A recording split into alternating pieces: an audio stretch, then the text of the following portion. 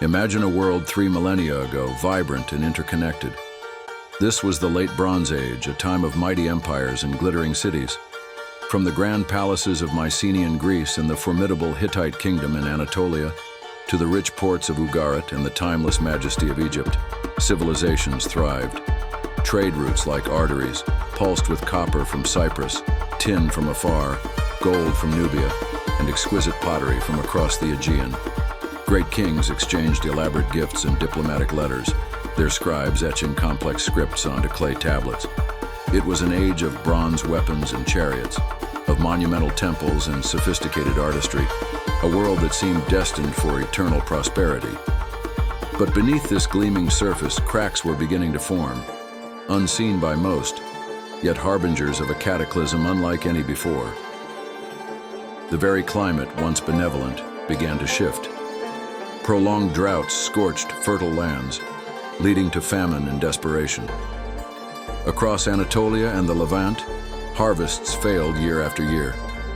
Great empires, reliant on agricultural surplus to feed their armies and artisans, felt the strain. Internal rebellions flickered as populations grew restless and local lords challenged weakened central authorities. The intricate systems of palace economies, which controlled production and redistribution, started to buckle under the pressure. The delicate balance of power maintained for centuries was becoming dangerously unstable. Then, from the sea, they came. Mysterious invaders recorded in Egyptian texts as the Sea Peoples.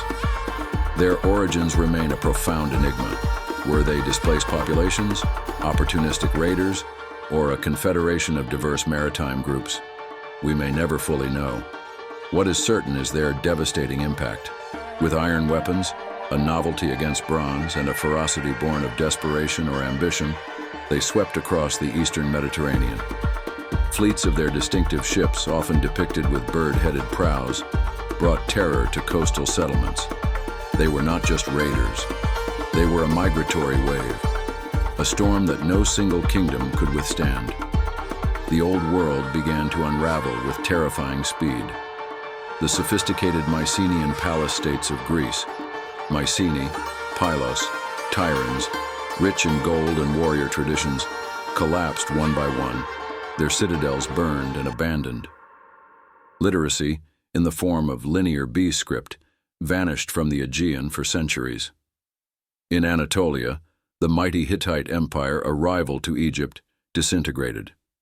Its great capital, Hattusa, a city of 100 temples, was razed to the ground, its archives silenced forever.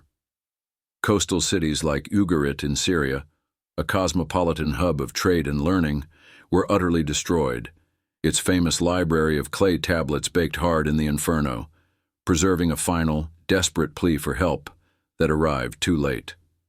Cyprus, a vital source of copper, saw its cities ravaged.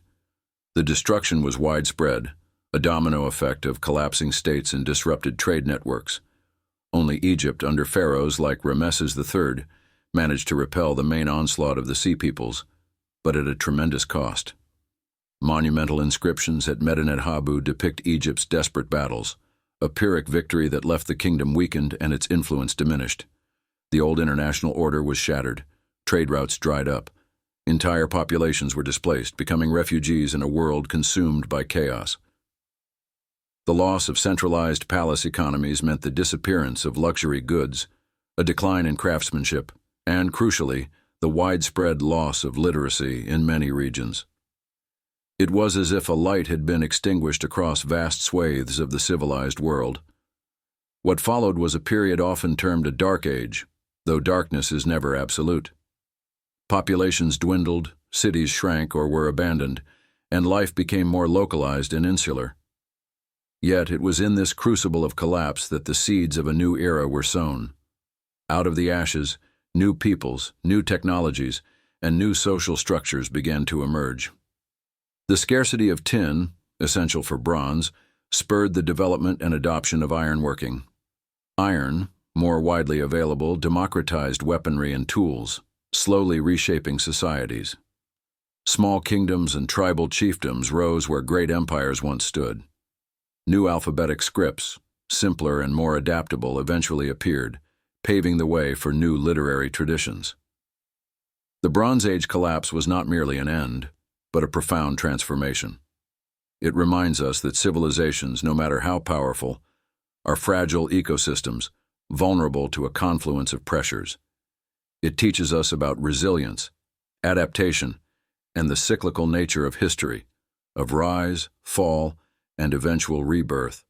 The echoes of this ancient cataclysm resonate even today, a testament to a world lost and a world remade. Subscribe.